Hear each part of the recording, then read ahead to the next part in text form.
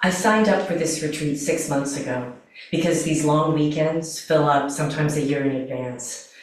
Turns out if you want the opportunity to practice living in the moment, you have to plan way ahead of time. A typical mindfulness meditation retreat basically consists of spending your time sitting in silence, walking in silence, and eating in silence.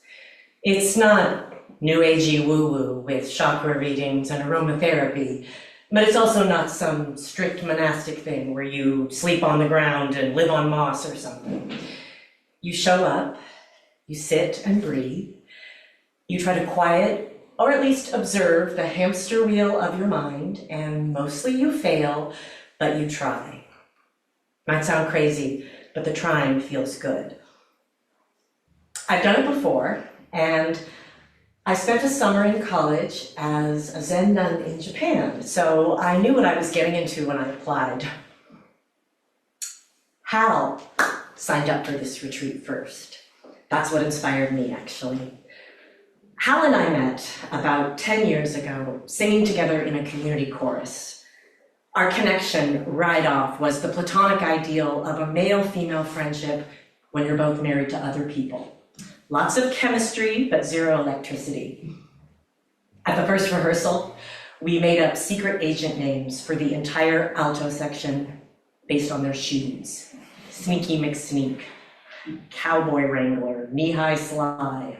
By the time of the concert, we had this whole narrative about how they prevented Canada from invading Seattle. Hal made up this song to honor them, and singing it's become an annual tradition. He also made up this game with me where he'll make up the first line of a limerick. Say, there was a bald-headed soprano, and I have to come up with something like, who smelled like Parmigiano. If I can make him laugh, I get a prize. Usually an origami figure. He's really good at origami.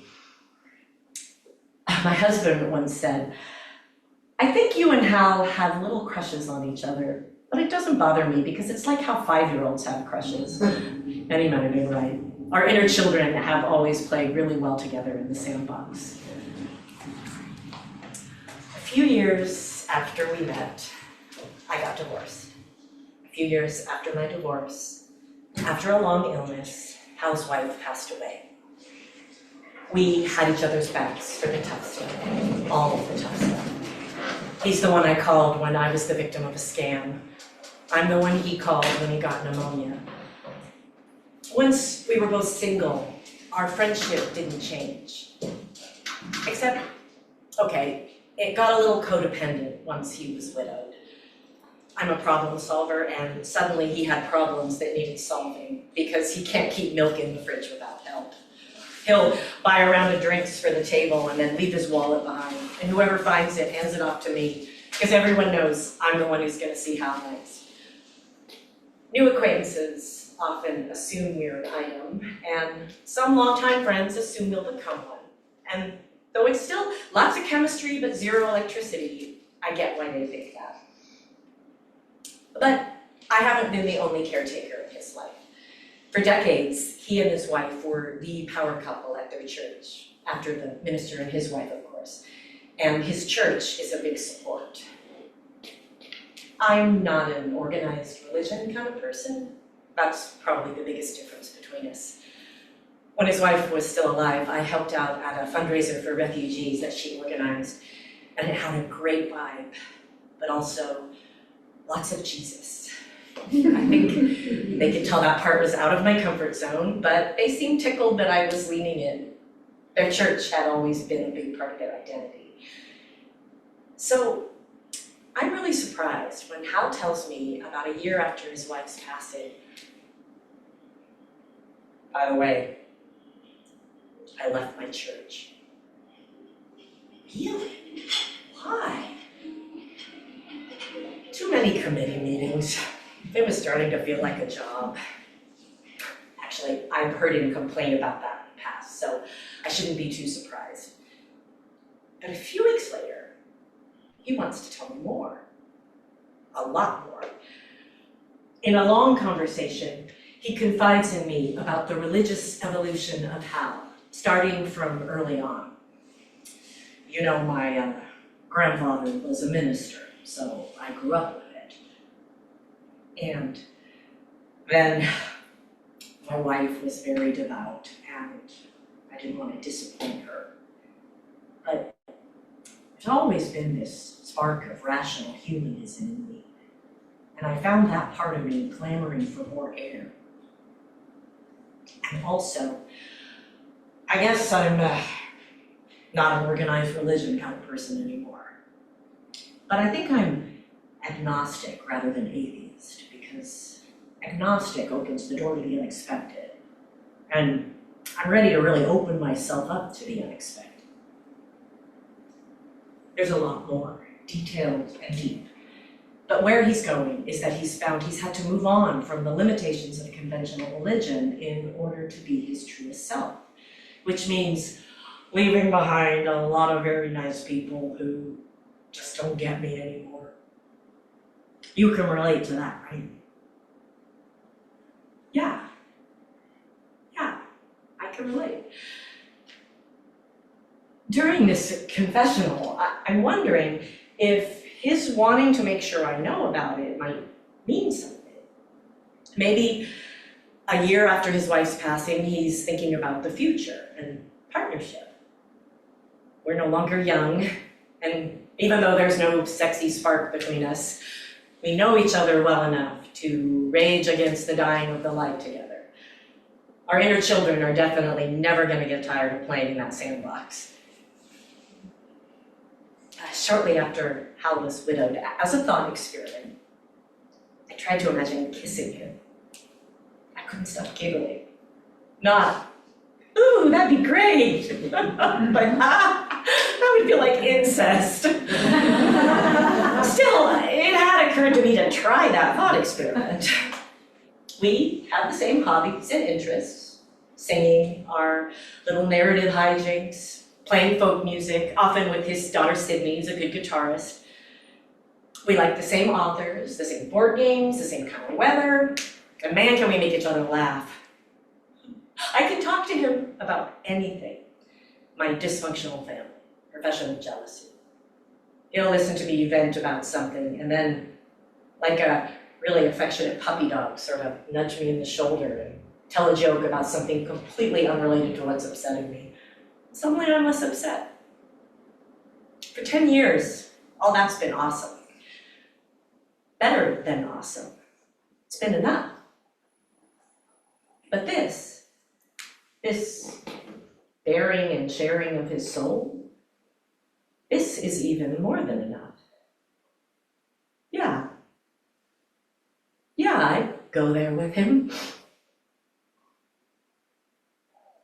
The next day, I find out the real story, which is Hal got thrown out of his church because he slept with the minister's wife. It happened months ago. The minister filed for divorce, and then a cone of silence was placed over the whole, affair. So now, months after it's all over, no one even knows it happened, not even Hal's daughter, Sydney. Sydney's this shy college senior I've developed a sort of auntie relationship with. She's a good kid, I like her a lot. Freakishly good at Trivial Pursuit, too.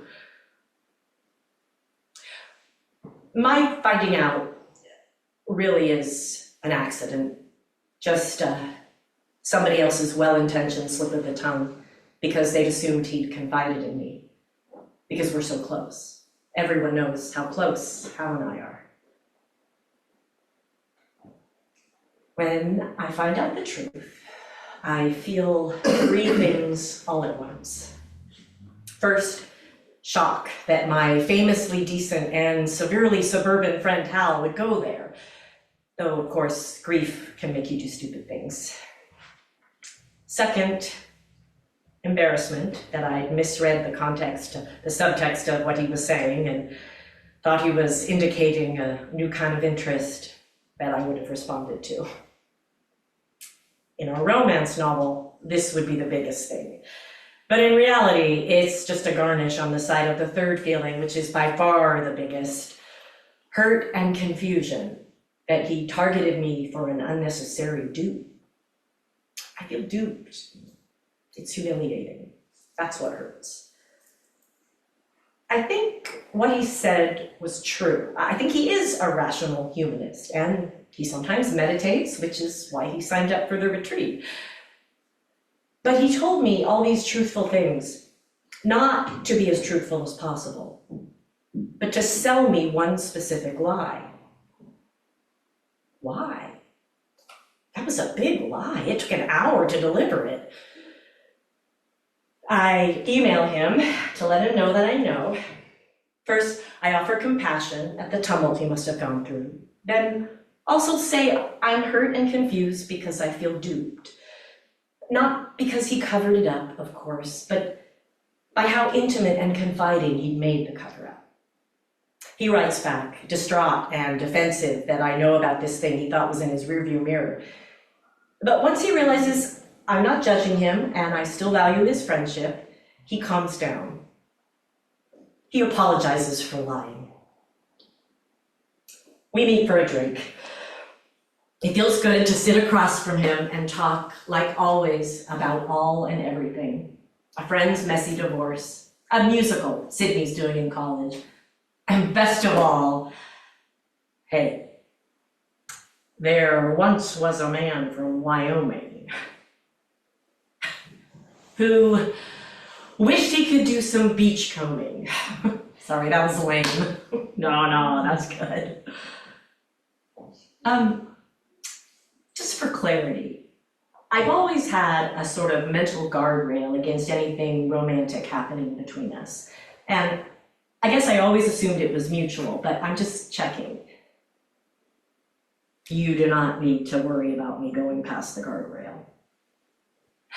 Thanks. I have a question for you, if that's okay.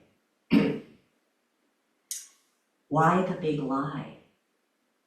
I'd already bought the cover story about too many committee meetings, so why the whole involved spiritual seeker aria? You know, if you were a good friend, you'd offer me charity and let it go. Charity is a very churchy word, so under the circumstances, it kind of sticks out. Then I realize he's embarrassed. He's already told me how embarrassing the whole thing is, how he just wants to get past it and get on with his life. And he's got a point.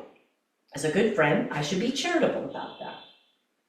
So as we give each other a hug goodbye, I say, we never have to have this conversation again. And he kind of laughs. When I get home, I write the word charity on a little card to offer as a kind of apology, because I want him to know that I get it. This charity card is my pledge to be his ally in letting the past go. I decide to give it to him at the retreat. And even though you don't really hang out with someone at a silent meditation retreat, I'm glad we're about to have this shared experience. It feels wholesome. We'll have a lot to talk about afterward. Then, a few days later, he calls me. He doesn't sound like himself at all. He starts out by saying, I do not have, nor have I ever had, any romantic feelings for you. To which I reply, all right. Then he says, this friendship has given me a lot over the years, but I just can't be friends with you anymore because you showed such a lack of kindness and compassion by insisting that I explain myself to you. Sounds like he's reading it off a cue card. I wonder what's going on up here. You did something not cool to me, but the friendship has to end because I'm the bad guy? In a weary monotone, he says it again. I express confusion, he says it again. I stay calm, but my mind is racing, trying to think of something to say to de-escalate this, some abracadabra that'll fix things. Fixing things is really important to me. I'm not proud of that. I'm not saying it's healthy, but it's what I do.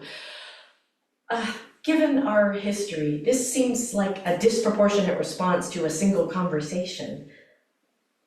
I have to protect myself from your lack of kindness. You wanna take a month off and check back in then? No, this has to be indefinite. You know our paths are still gonna overlap, right? I know, at the retreat, so I need distance. I'm actually thinking of chorus rehearsals and regular social events. I mean, it's a silent meditation retreat. We're all supposed to be ignoring each other anyhow, right? In fact, in all the communication, they ask that you avoid proximity with people you know. Look, Hal, you know what a problem solver I am. Isn't there anything I can do to help you feel better? I mean, other than never try to talk to you again? I have to protect myself from you. I appreciate your understanding. Thank you for this phone call. Okay, goodbye. I am more dumbfounded than if I'd been dumped by a lover. Who breaks up a friendship? When his wife got ill, I'm the one who set up the Caring Bridge website. Once she had passed, I helped Sydney clean the house and put up Christmas decorations so they could host a holiday party. And just last month, I invited him to join me in a creative project of mine, and we traveled together, 10 days on the road. It was so much fun. And now, a few days after he cancels me, we each arrive here at the meditation center. It's an hour before the gong will sound to signify the beginning of 3 days of noble silence. But first there's dinner where people can talk and socialize. I keep my distance from Hal, which feels awkward and uncomfortable and unnatural because it is. I don't know anyone else here. The tables are pretty crowded and he's bantering with some woman sitting next to him. Everybody else's vibe is, we're preparing ourselves for 3 days of silence. Their vibe is, let's go out for ice cream after. I know that vibe because that's our vibe. That's what we do. I mean, it's mostly Hal's vibe, but for 10 years, whenever Hal's been howling in my presence, he does it with me. Geez, couldn't he be a little more discreet about finding a new bestie so fast? He knows I'm right here in the room with him. It feels very alpha girl in junior high. You're my best friend. No, now you're a pariah, and she's my best friend. And I get to shove it in your face because I'm alpha girl.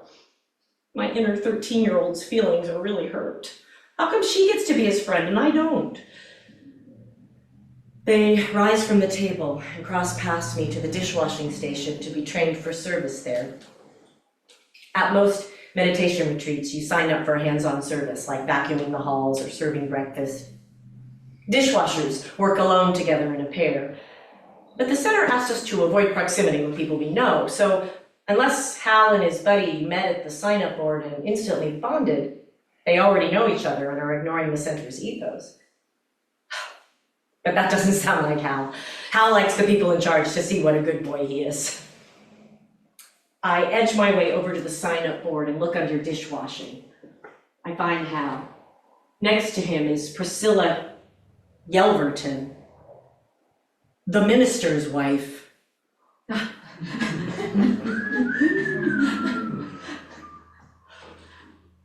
Well, at least I know the purpose of the phone call now. I guess Hal forgot I know how to read. But I think this deception is aimed at her as well. That giddiness between them, like they just reconnected after a separation. I think he's not just trying to conceal her from me, he's trying to conceal me from her. He doesn't want her to know who he's been hanging out with when he's not hanging out with her. Our friendship has to be erased in service to something that requires erasing a friendship. At a mindfulness meditation retreat. Take out my phone. 2 minutes until the gong sounds. I have to talk to someone. I'm a word person. I have to talk to someone. The only person I know in the room is Hal, and there's no self-service in here. But I remember when I arrived, there was a spot out on the front porch that got service. I rush past the other diners, out to the front porch, out through the entry hall, out to the front porch, texting as I go, which is so not mindful, to ask a friend who knew about the affair if the minister's wife is still using Yelverton as her last name, though what are the chances that Hal's flirting with 2 different Priscilla Yelvertons? I find the spot and press send and pray that my friend answers, and I'm staring and staring and staring.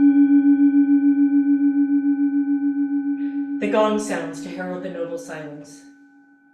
No texts, no talking, no phones, just 3 days of silence in a meeting hall and dining room and walking paths and corridors with them.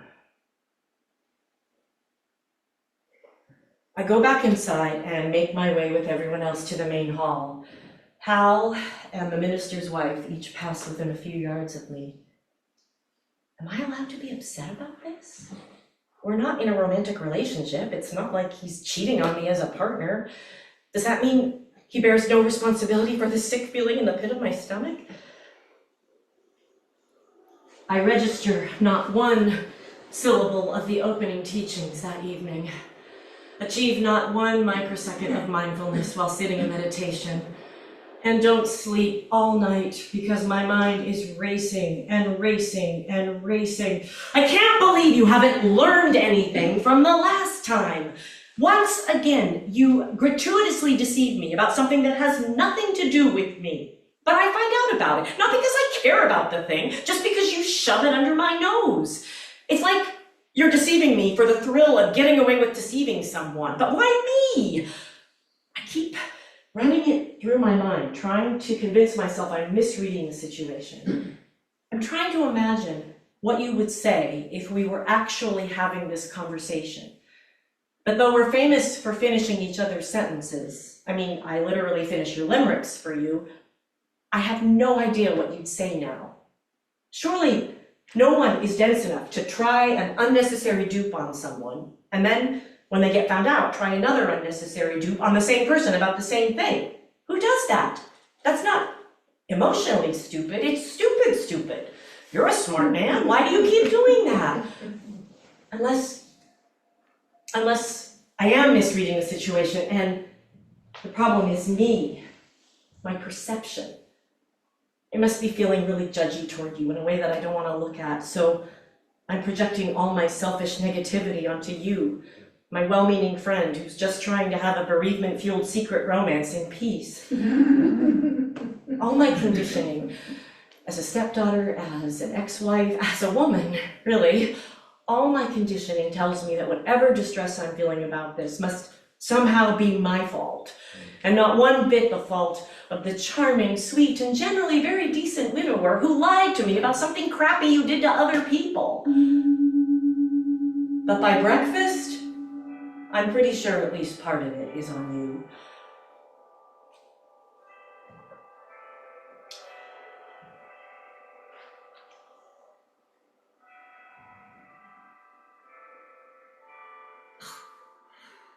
Too agitated to eat.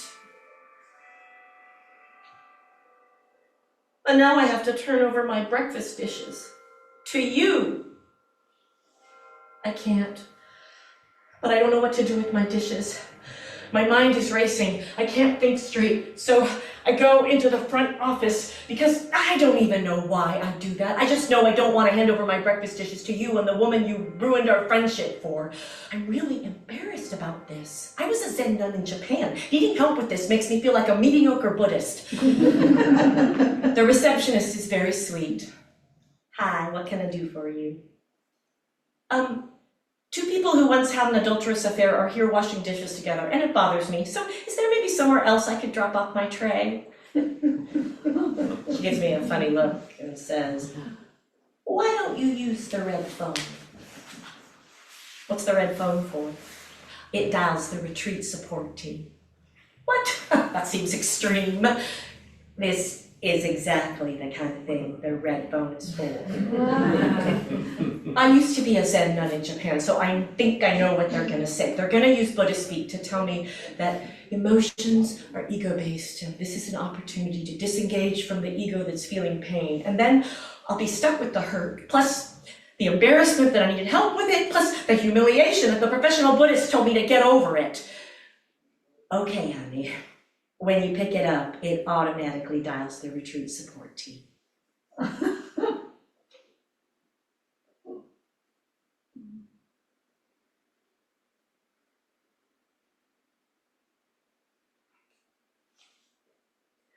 A retreat support counselor named Craig comes to the office. He's calm and so nondescript, I forget what he looks like even while I'm looking at him. He guides me into a small private office and asks, "How can I help you today?"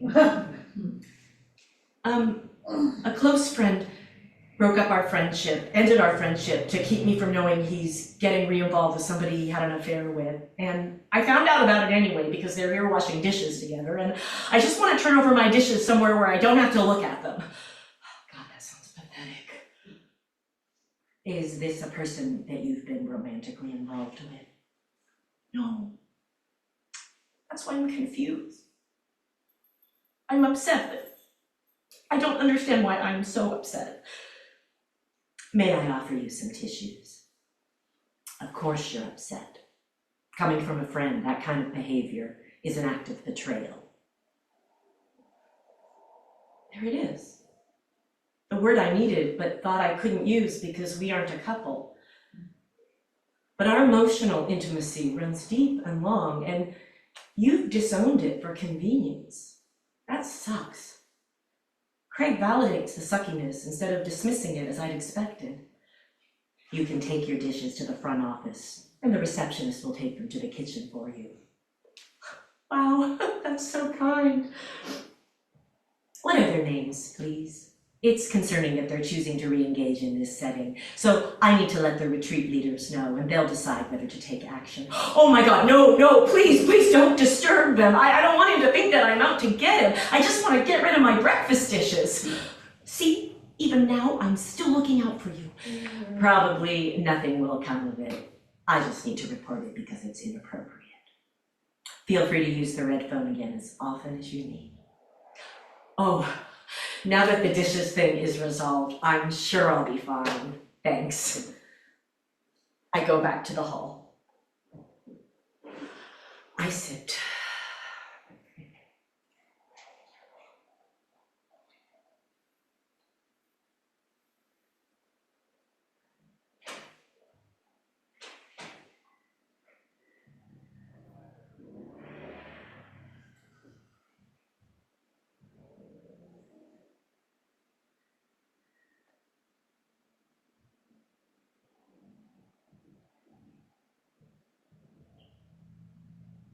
I can't believe you're doing the same thing all over again. I mean, what the hell?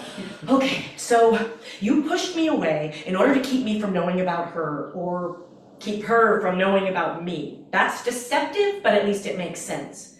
But I can't understand why you thought that wackadoodle phone call was the way to get there. How was it supposed to work? Was I supposed to, what, get emotional? So you could say, I told her I had no romantic feelings for her, and she got so reactive, I obviously have to keep my distance. Is that why you kept saying the same thing over and over again? I have to protect myself from your lack of compassion. I have to protect myself from your lack of compassion. As if you were feeding me my cue, and I was failing to play the role you were trying to cast me in, the hysterical female? What would have happened if I'd done the polar opposite? What if I'd said, this doesn't sound like you, Hal, and you're not making a lot of sense, so I'm just going to call your psychologist brother and let him know what's going on because I'm worried about you. Come on, you know me. I'm a problem solver. I'm not going to flip out. I'm going to try to fix it. You know that. And yet, you try a tactic that only works if I flip out. That doesn't make any sense. Unless the phone call wasn't your idea. Oh. Did she find out about our friendship and force you to call me? You had to do it. You had no choice, because she was going to abandon you unless you forswore my friendship, because she felt threatened by how important I am to you. Yeah, no. Let's cross that one off the list. Look, I don't care if you're sleeping with her. I just want you to hang out with me. There was a time before I knew anything when you were sleeping with her and hanging out with me, and it was still lots of chemistry but zero electricity. Why can't you sleep with her and hang out with me now? Men are so confusing. I don't understand why men say women are confusing. This is more confusing than anything any woman has ever done in the history of the universe. After a few hours, of course, I use the red phone. This time, Craig's colleague Holly answers, and she comes to the office right away. Holly is a different bowl of popcorn altogether. She's got a mohawk, nose rings, tattoos, yet she exudes the grounded gravitas of someone with a serious, dedicated meditation practice.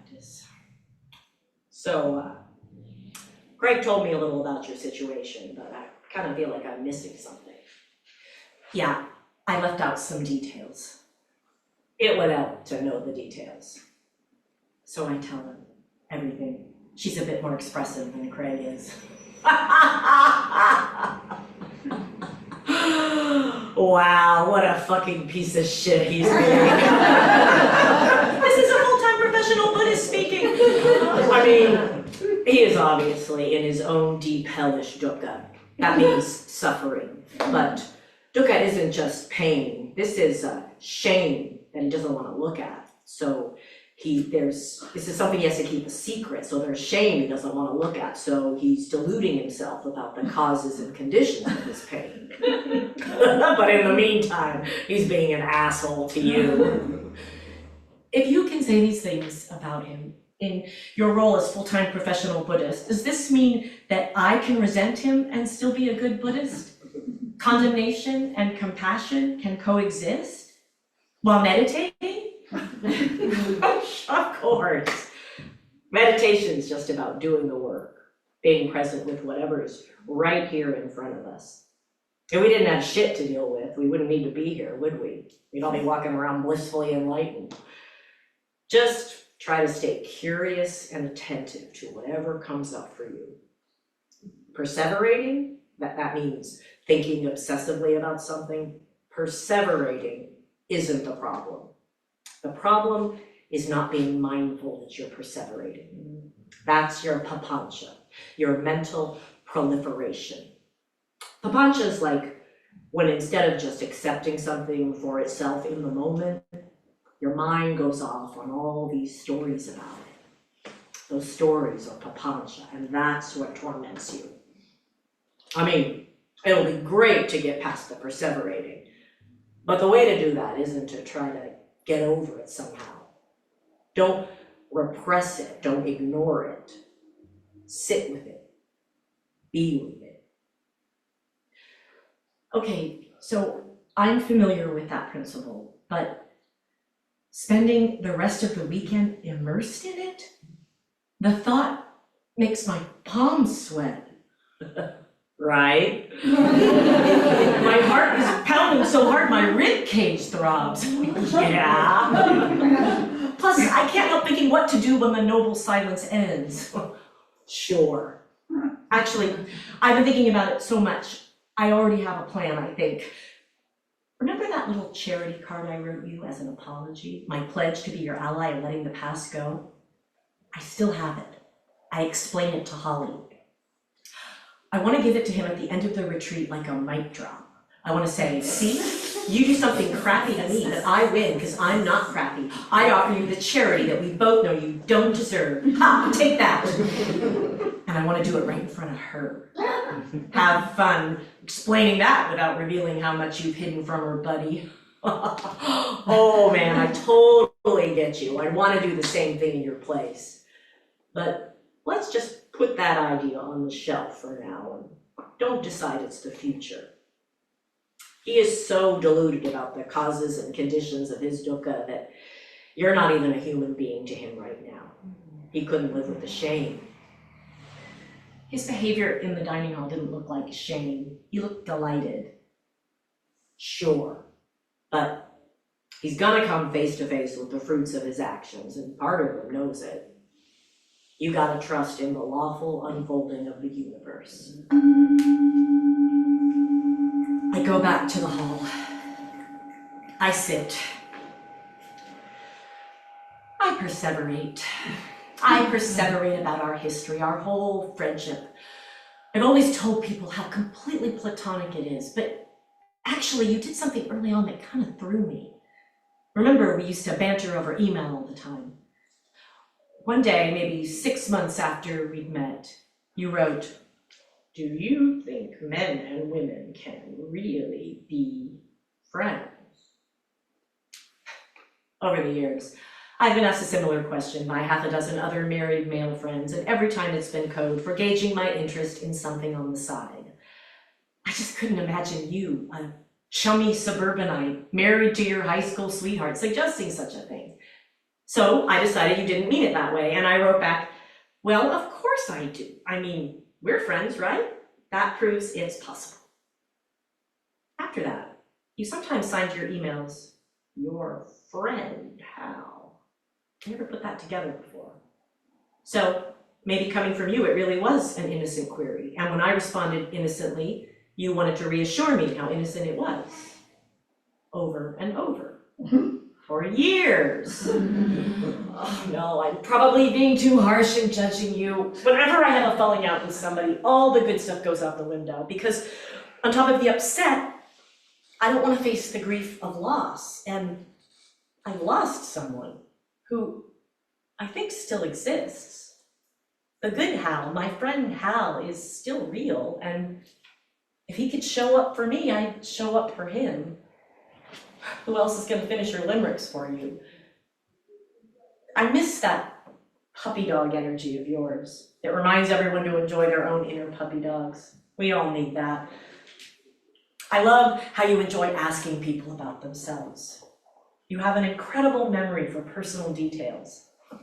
I've lost track of how many times I've told you some family anecdote, like how I fixed my grandparents' Victrola when I was 10, and you'll bring it up knowingly years later. "Well, you always were the engineer in the family." Or how my stepmother refused to feed me lunch. "Oh, here, have some lint," just like stepmom used to serve. Like you lived through it with me as my imaginary childhood friend. It's always felt both flattering and comforting. You listened and you remembered, and I feel seen in a way I rarely do. If I am jealous of the minister's wife, which is something I've asked myself a lot since the revelation, it's because my imaginary friend has abandoned me for her. What was our friendship really? What was the magic formula that for years made us such good pals? And who destroyed it? Whatever the reason, whatever the answer, we've obviously become pretty codependent, because otherwise you wouldn't be spending so much time trying to manipulate my perception of you. And I wouldn't be spending this precious weekend perseverating on this. I'm perseverating. Oh, good, I caught myself perseverating. Undoubtedly, I will perseverate without catching myself.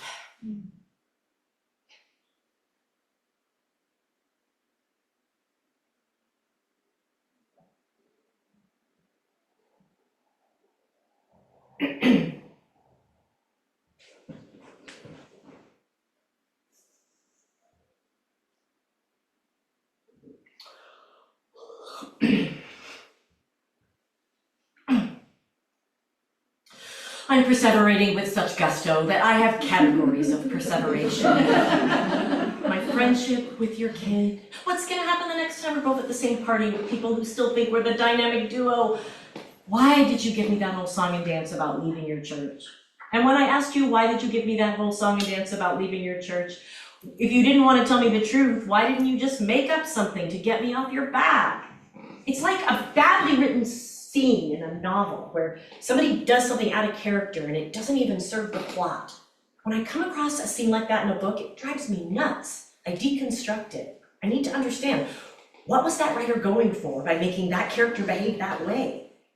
And then when it turns out that writer you, is afraid of me knowing why that character, you, behaved that way, I'm really intrigued. So I've been thinking about it and I've come up with 2 options. Tell me which one is closer. Option 1, you're a sociopath. I somehow never noticed. You feel entitled to rewrite reality to your own narrative just because that's what you want. That's the 0 empathy option. Option 2, you have feelings for me. Maybe conflicted because they're involved with a platonic friendship that you value and didn't actually want to destroy, but enough of some feeling to feel vulnerable around me and desperate to keep me from knowing about the other woman in case that ruins anything with me. That's why I'm the person you most want to keep it from, except your daughter. Sydney's the person you most want to keep it from. Oh, hell, you're such a devoted dad. And Sydney grew up in that church. Of course you don't want your motherless child knowing you had an affair with your minister's wife. So this leads us to a 3rd option. I was the guinea pig for the story you want to tell Sydney about why you left your church. You were beta testing the lie on me. This option, like the first one, has no empathy for me. Researchers do not empathize with their guinea pigs. And here I am perseverating again. We switch to a walking meditation outside.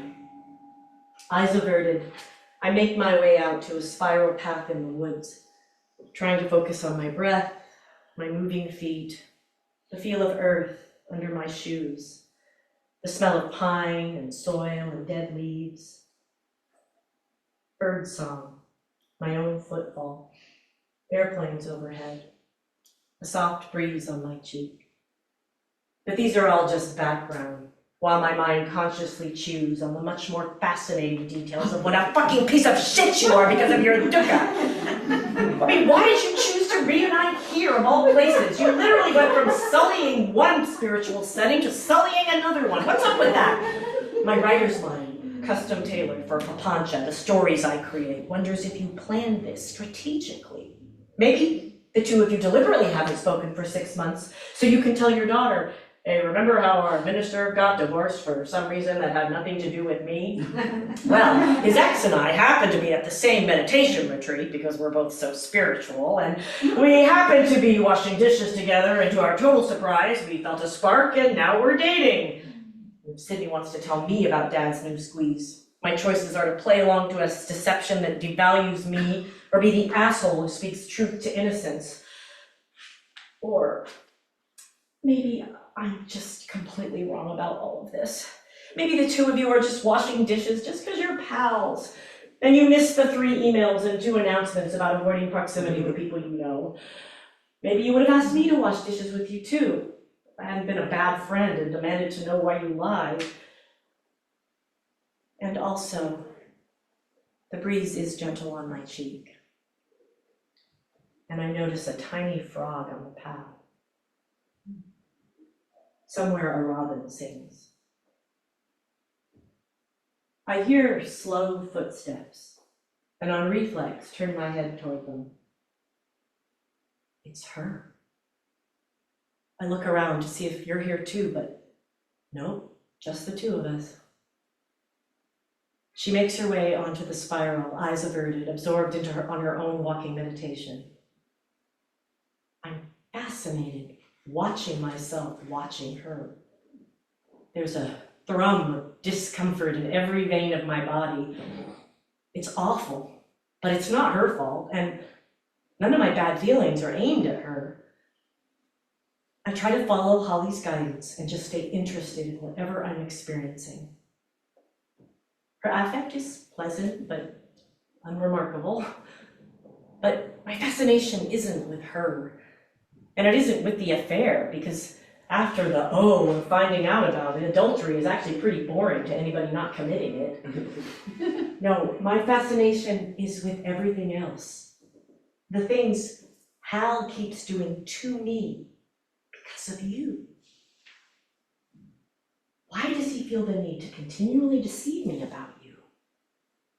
Was I the backup plan if things didn't work with you? Was he hoping to end up with both of us somehow? Does he just really like being sneaky? I mean, obviously, yes, that's part of it, but am I the stand-in for the daughter he's desperate to look good to? Am I the stand-in for the wife who punished him whenever she caught him lying? Are both of us just collateral damage of bereavement he's not dealing with well that makes him want to upset all the apple carts? Am I someone whose opinion matters too much to him, so he has to punish me for knowing he's imperfect? Like the kid in Éowyn who blinds the horses he worships once they see him having sex. Or am I just some inconvenient bump in the road on the way to your fabulous new life together? How odd, Priscilla Yelverton, that I know things about you almost no one else on earth does. And yet you have no idea this woman across the spiral from you has even an indirect connection to you. I could say a single sentence to you right now, a single truthful thing. Hal's hiding me from you. And then walk away. It would explode everything you think you have. And the explosion wouldn't be undeserved because even though you haven't wronged me, you wronged someone else. But I don't want to do that.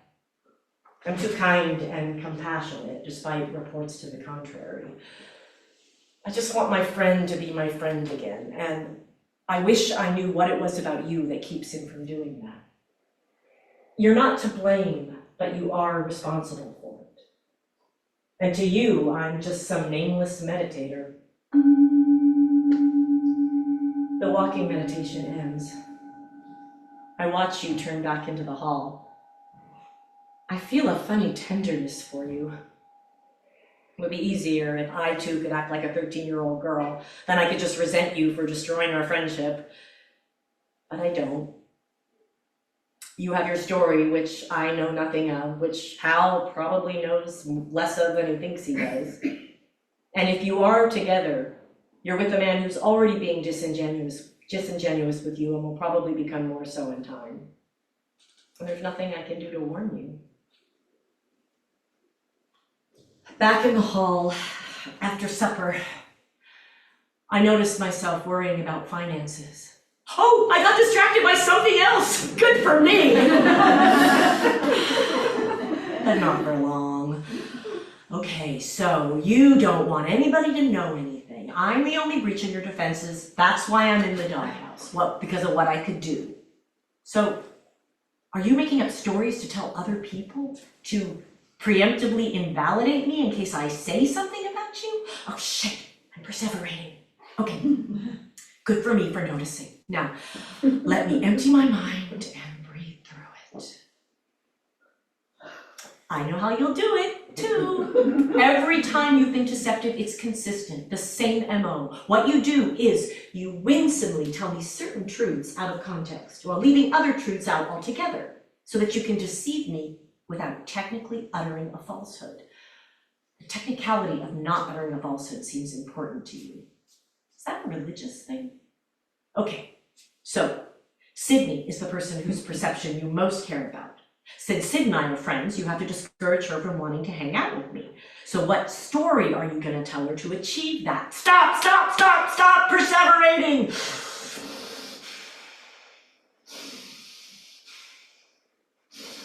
Oh, maybe you'll tell her, you gotta take whatever she says with a grain of salt. I told her I had no romantic feelings for her, and she got upset, and now she's not talking to me.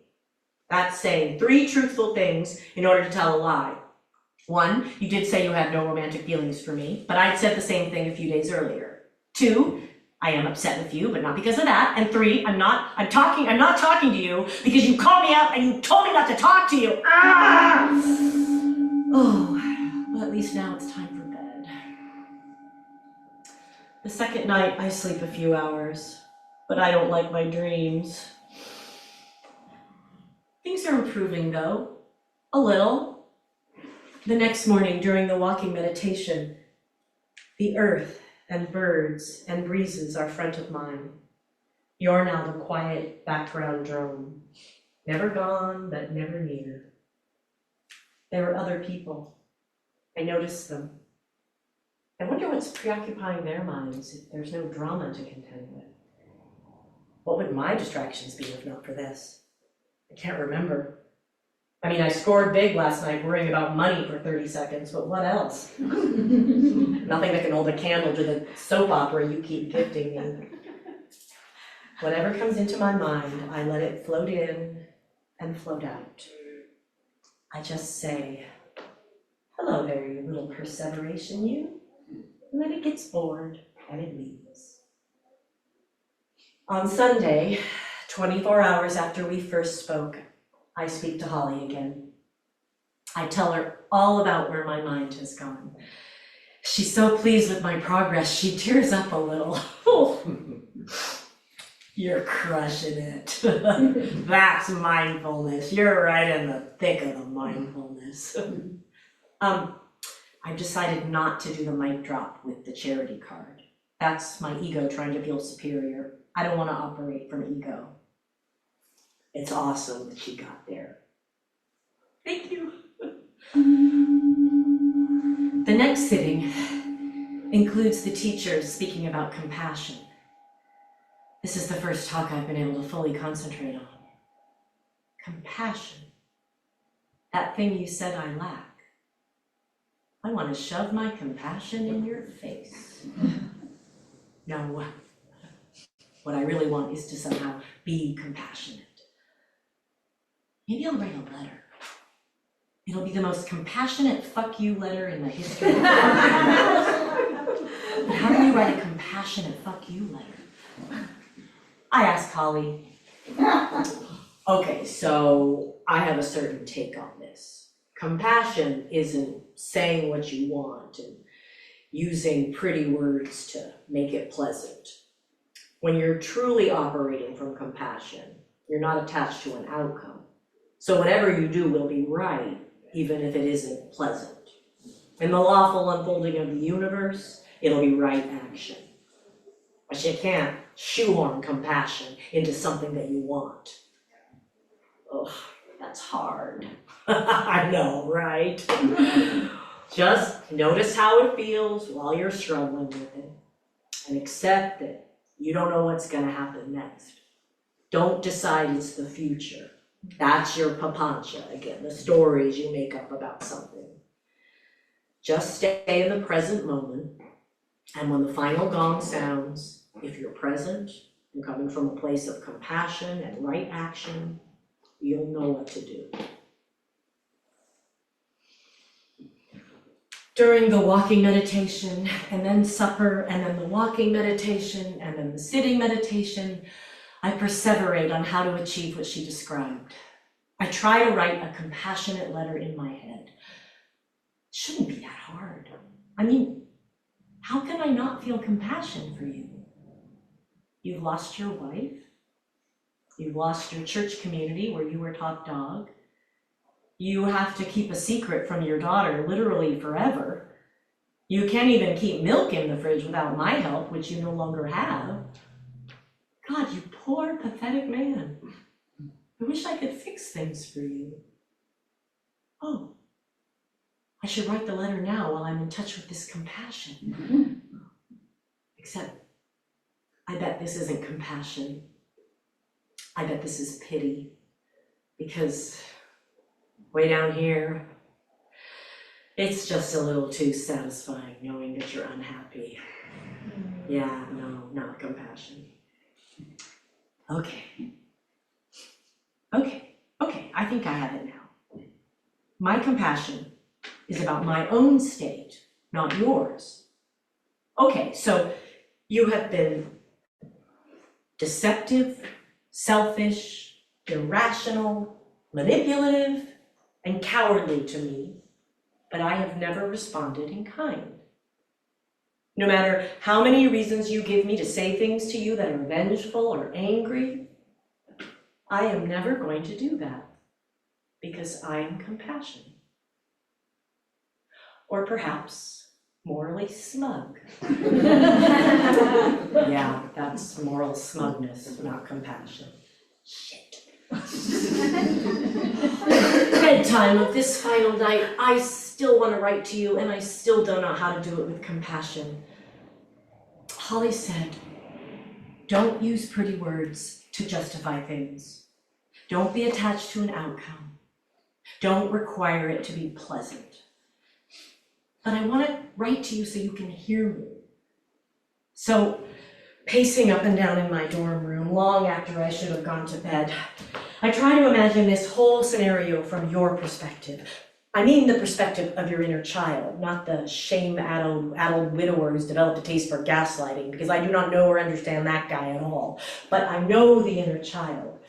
He's hypersensitive to criticism, which is one of the reasons he's so good at charming people. You've always been able to distract people with charm, and now suddenly, lo, somebody you're used to charming isn't charmed, and so you're flustered. I have to keep in mind how flustered you are, and take that into consideration, and move around it if I want to speak to you so you can hear me, except, no. Why is it my job to worry about your needs? This all happened because you've been so disrespectful of my needs, and my only need is for you to be genuine. Thirsty. I decide to go to the kitchen for water, but on the way there I think, what if I run into one of you? What if I get there and the two of you are sitting alone at a table together or something? At this point it almost seems inevitable. It is inevitable. You both see me. She gets up and runs off. You and I stare at each other for a moment. That corner up there is exempt from the noble silence. I bet this is a piece of cake compared to when you were a Zen nun in Japan. So, Sydney's coming home from school soon and she really wants to see you. So after the retreat's over, we'll have to figure out a time to hang out. I'm really looking forward to that. No, you're not. What? You called me up and ended the friendship because you had to protect yourself from my lack of kindness. What do you mean? I mean, I was a little uncomfortable that she kept questioning me. That's why I asked you if we could take a little time out. Mm. I said we should take a time out.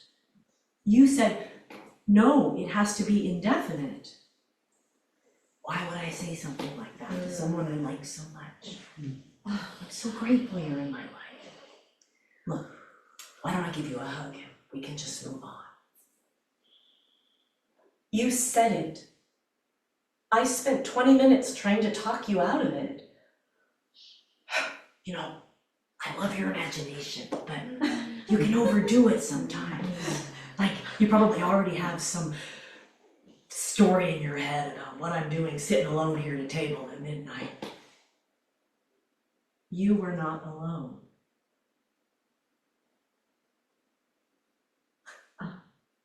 So, Sydney's gonna be home soon and she's really looking forward to having you come over.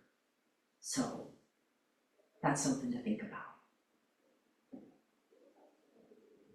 So, if I insist you weren't alone, I don't get to see Sydney. That's pretty reactive.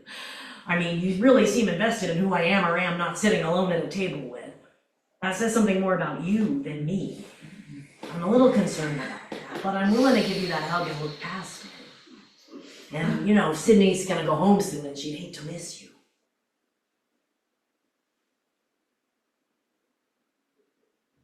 I can call Sydney myself. You know how this encounter is so gratifying because it's only happening in my imagination.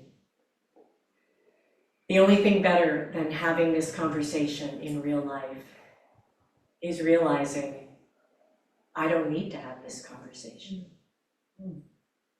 I have better things to do with my time. I fall asleep and wake up suddenly around midnight with most of a letter forming in my mind like glowing neon blue letters writing themselves on a black wall. I find a notebook and pen and hurriedly spill the letter from my brain to the paper. I fall back asleep. When I wake at dawn, I see the note and can't remember what I wrote. I pick it up, read it. There are no pretty words to justify things, and there is no attachment to an outcome.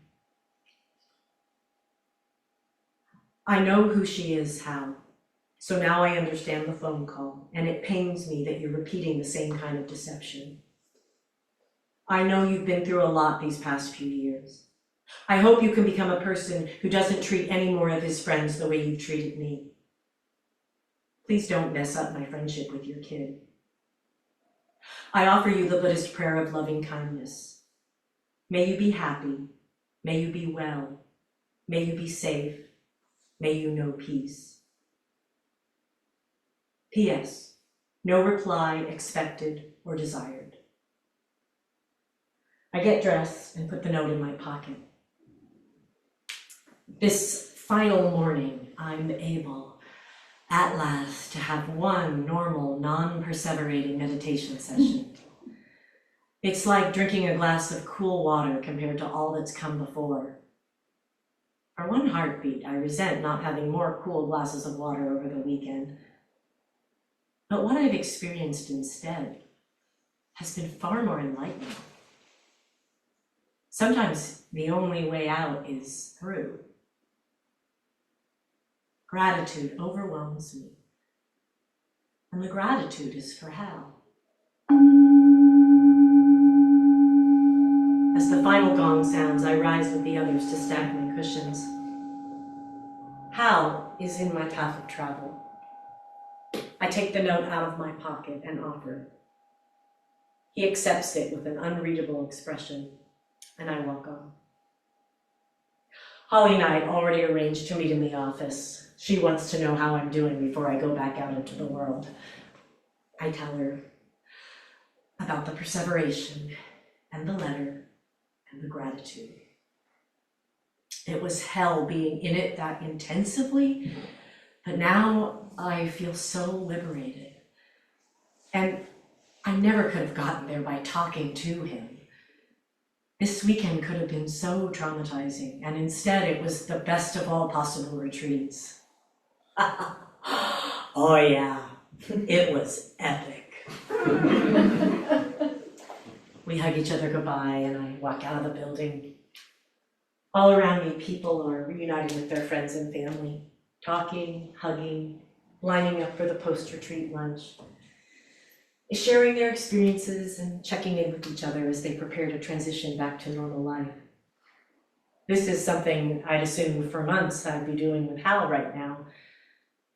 For one moment, I wonder what his retreat was like, but only because thinking about Hal's well-being is a habit I haven't shaken off yet.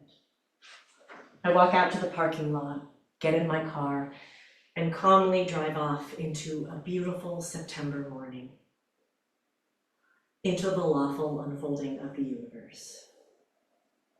On the hour-long drive home, I don't think about him once. Thank you.